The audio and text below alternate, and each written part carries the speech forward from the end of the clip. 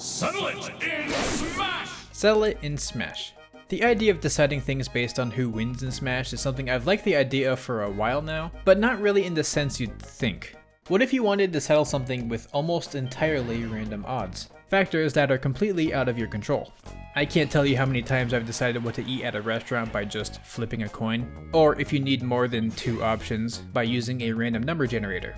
But instead of that, what if things were decided based on which CPU was able to win a tournament fully composed of CPUs? Perhaps you assign an option to a specific character and then toss a bunch of them into a tournament setting, and the winner decides that option. Is that more cumbersome than using a random number generator? Yeah. But is it more entertaining? Probably. But have you ever wondered, just how random are the results of these tournaments? What factors go into play to decide which CPU wins which tournaments, like which character is it, or what level the CPU is, or what the game's rules are? These are the basic questions I've asked myself, and have been asked by some people throughout my whole career, for the Random Facts series. And ultimately, I just decided it could be fun to dedicate a whole video covering CPU tourneys. And yes, I'll be using the words tournament and tourney interchangeably throughout this script. Now, while I've had the idea to make a video of me just setting up a CPU tourney and just seeing what happens, commentating over it and posting highlights, I don't feel like I really have the wit or the charisma to make something like that worth watching. But at the very least, I think I could cover the topic like this, as I'm kinda known for. And just one final very important note, but I'm not really tackling this video with extensive statistical analysis or anything big, so take my findings with a grain of salt. There will be some math, but I'm mostly interested in just the baseline ideas, and just looking to have a bit of fun with the topic. Anything more specific or mathematically trustworthy I can leave to other people. So first things first, when a CPU tournament starts, for every battle, you have the option to skip it. Some might say this defeats the entertainment of it, but regardless, I think it's a very interesting concept, because what decides who wins a battle that gets skipped?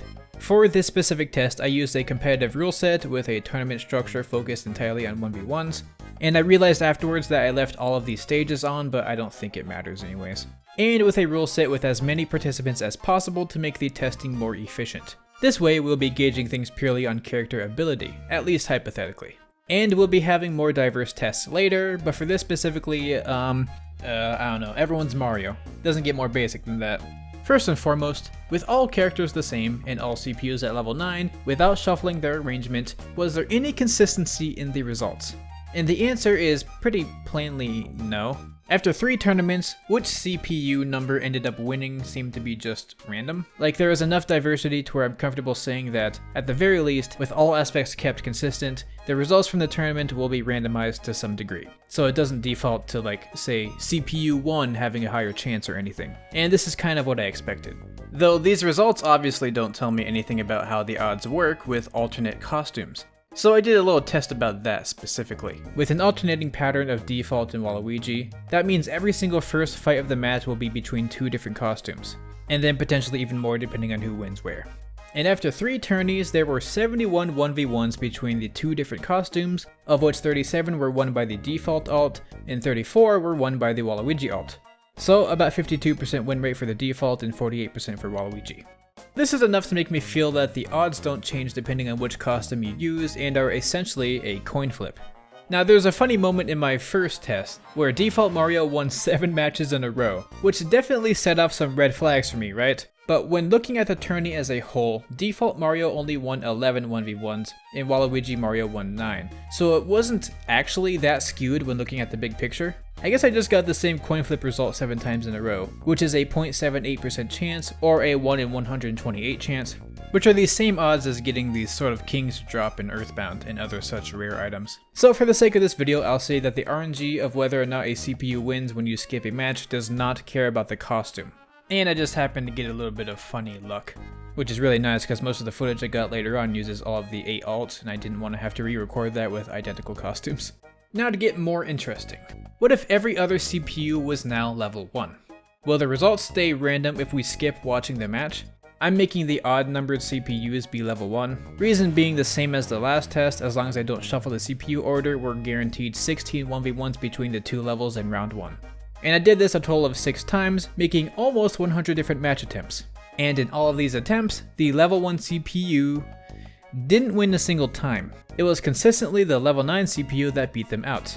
So we've pretty obviously confirmed that the CPU's level will play a big role in determining whether or not they win when you skip watching a match.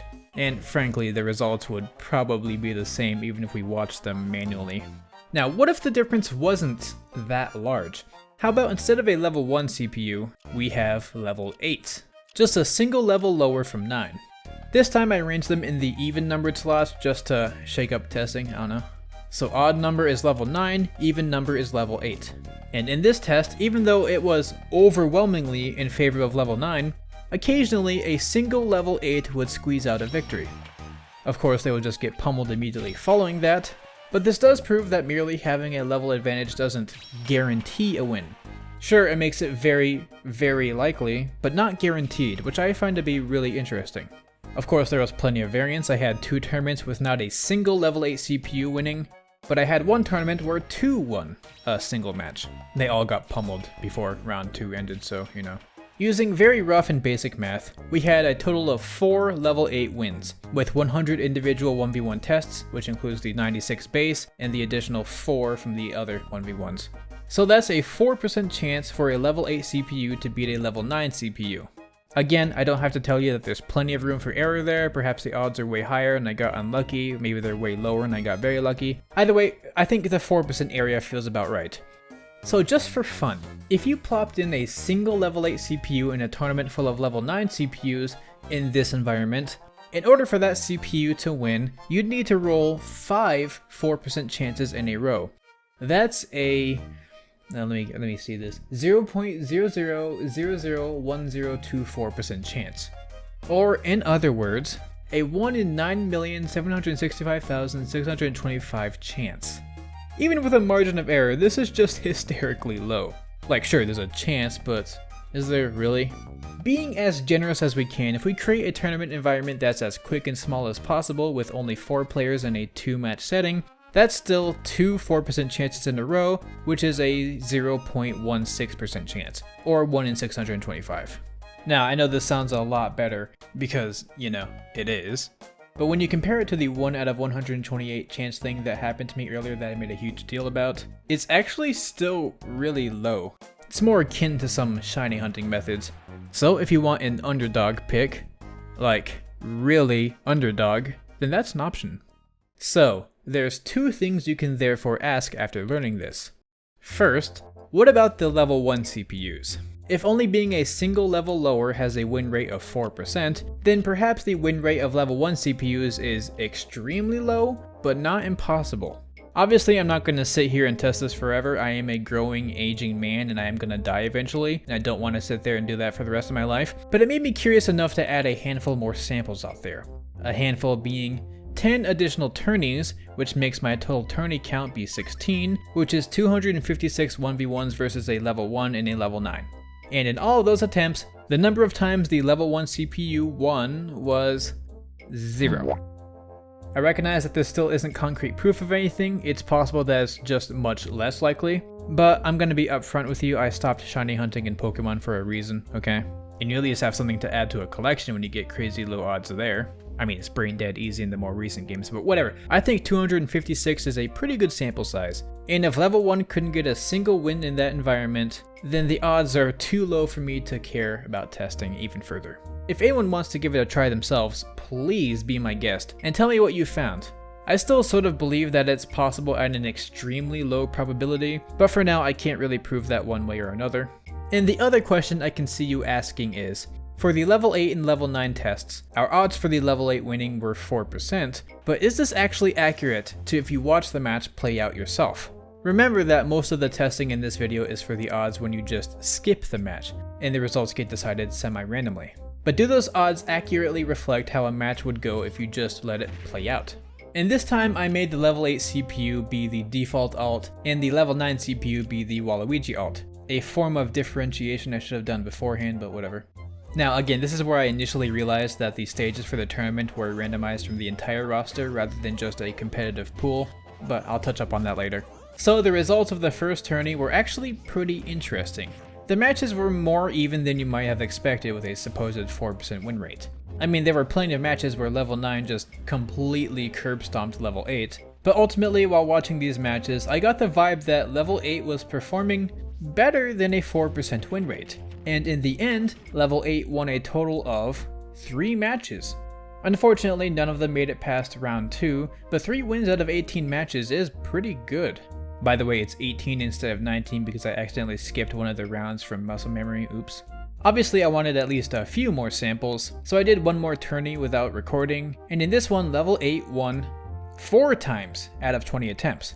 And this time around it was 3 wins in round 1, and we actually did get a level 8 CPU to win in round 2. It was actually pretty hysterical how it happened too. The match was fairly even, but definitely in level 9's favor. But then they got stage spiked by level 8, and for the first time I feel like I've ever seen, level 9 failed to tech it, which cost them the game. It was actually kind of insane. So out of 38 total matches, level 8 won 7 times. 7 out of 38 is roughly an 18% chance to win. So looking at this 18% chance compared to the 4% chance earlier, and even with small sample sizes and margin for error, I'm definitely confident in saying that the odds of a level 8 CPU winning when you skip the match is a lot lower than the odds actually are if you play the match out. Now I know what some of you might be thinking, well PK beats, the janky crazy stages could give the level 8 CPU an advantage sometimes. And I get what you mean, but in practice, I don't think that was even the case. If anything, it was the opposite. Like sure, level 9 got hit with some bad luck occasionally, but I found they benefited from luck a lot too. And the level 8 CPU just struggled to deal with the moving elements a lot more. So with RNG barely a factor, the thing that mattered the most honestly was their ability to adapt to the environment. A good example being teching. Sure, earlier I brought up an example of level 9 failing to tech and thus losing, but overall throughout every match, level 9 was way more consistent at teching than level 8 was, with like a 99% consistency. So any stage with walls was inherently in level 9's favor for that reason alone. And even then, one of level 8's wins was on Shadow Moses Island. For all intents and purposes due to how many opportunities there are for level 9 to tech, and for level 8 to fail to tech, that stage should have been heavily in level 9's favor, and yet level 8 won that match, almost 2-stocking them. And conversely, on Small Battlefield, one of the most competitive stages you can get, level 8 was still able to win. So I feel like all of the factors at the very least balanced out, and probably even give level 9 an advantage. So the fact that level 8 still got 7 wins total out of 38 attempts in this kind of environment still rings as significant to me. Also, can I just talk about how clutch some of these matches were? There were a handful of them that went right down to the last hit scenario, and I was actually at the edge of my seat for them. Even popped off a few times. I think it's because I was heavily rooting for level 9 in these games, sort of like an underdog type of thing. Also because them winning would make the video more interesting. But still, it's crazy how intense it could get.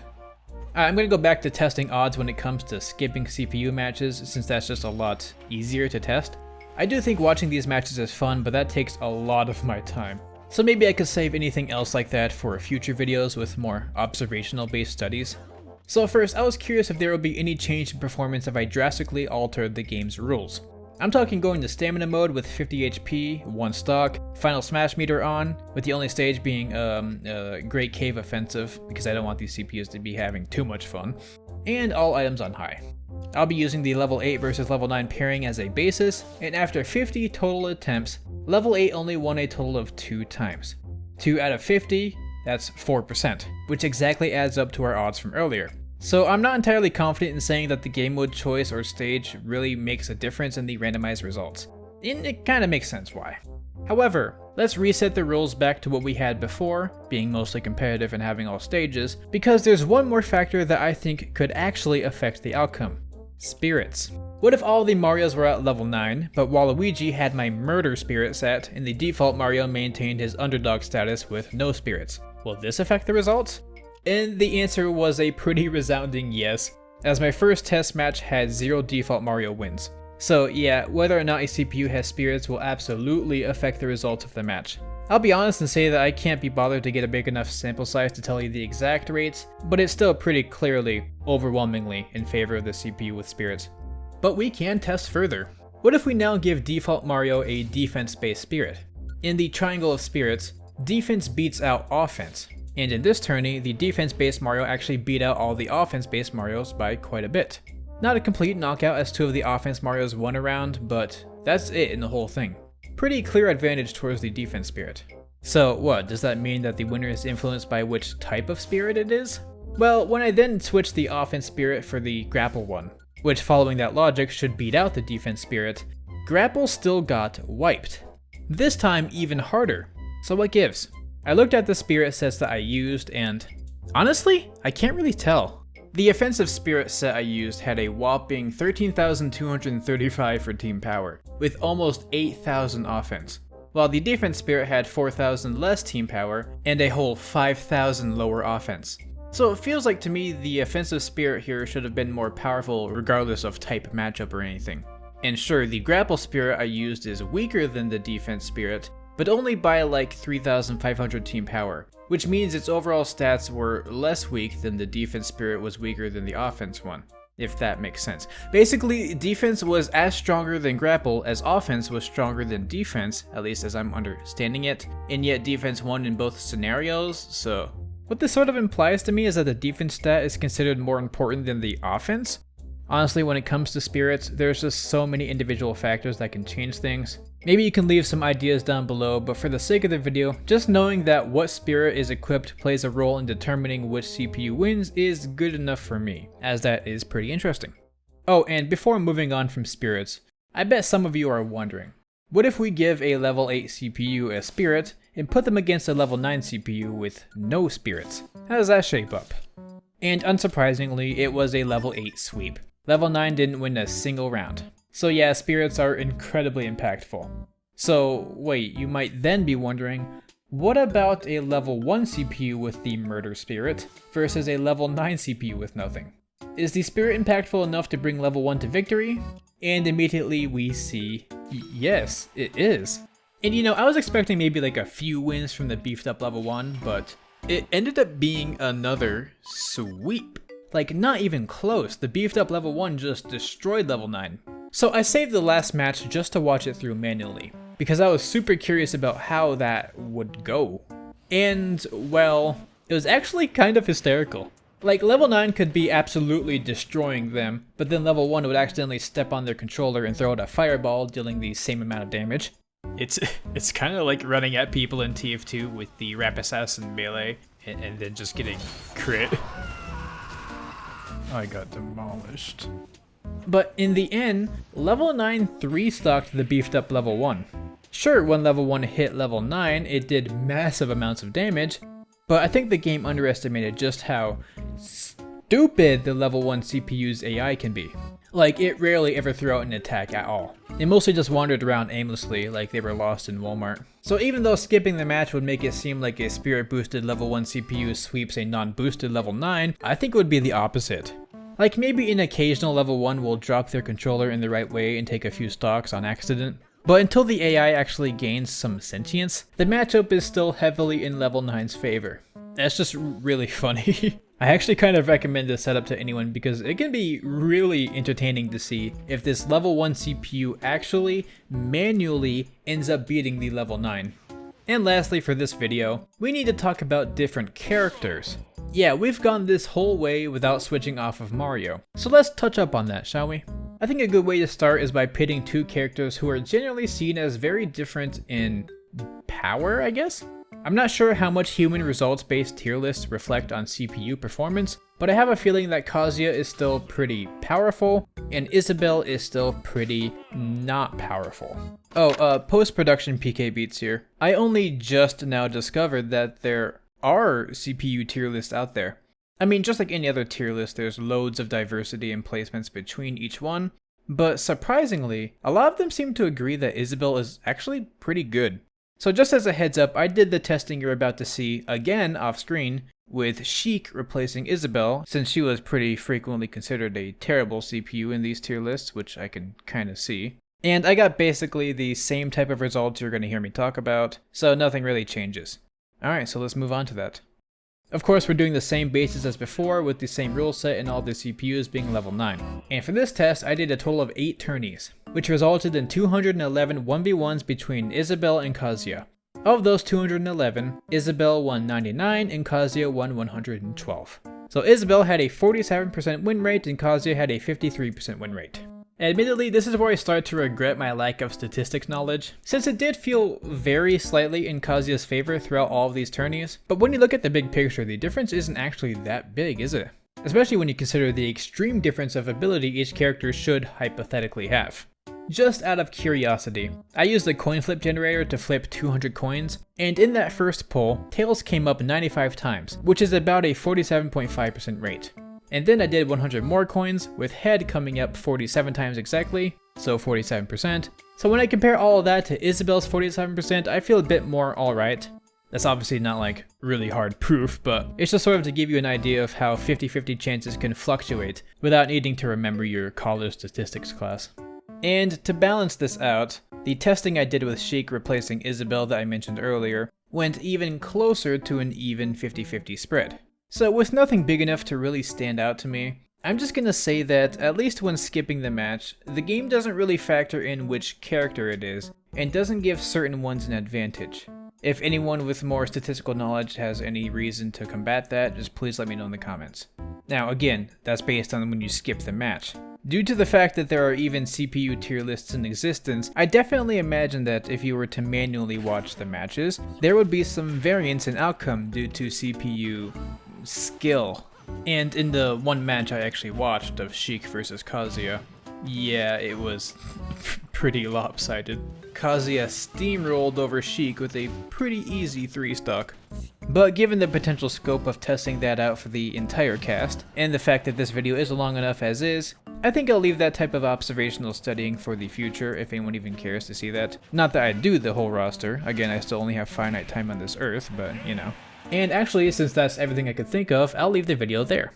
I recognize that there are plenty of other things I could have potentially touched up on or done more thoroughly, but I feel like this is a pretty good and interesting look at the mechanics as it is, at least on a somewhat baseline level. But please, if you have any other things you'd want tested, or perhaps if you find something new or interesting, leave them all down in the comments. I probably won't make another dedicated video around this topic again like this one, but I'd absolutely cover anything else that's interesting in a future random facts video. Otherwise, I hope you enjoyed seeing me do various tests and stuff regarding CPU Tourneys, and I hope y'all have fun with that knowledge in whatever way that is. Honestly, I had more fun watching some of these matches than I ever thought I would. So I actually recommend it if you're ever looking for something new to do in the game. And with that, I'd like to thank my patrons Dino, Raighne, Skully, 700, Burbo, SickanDaDank, and everyone else for their support. Stay casual, and I'll see y'all later.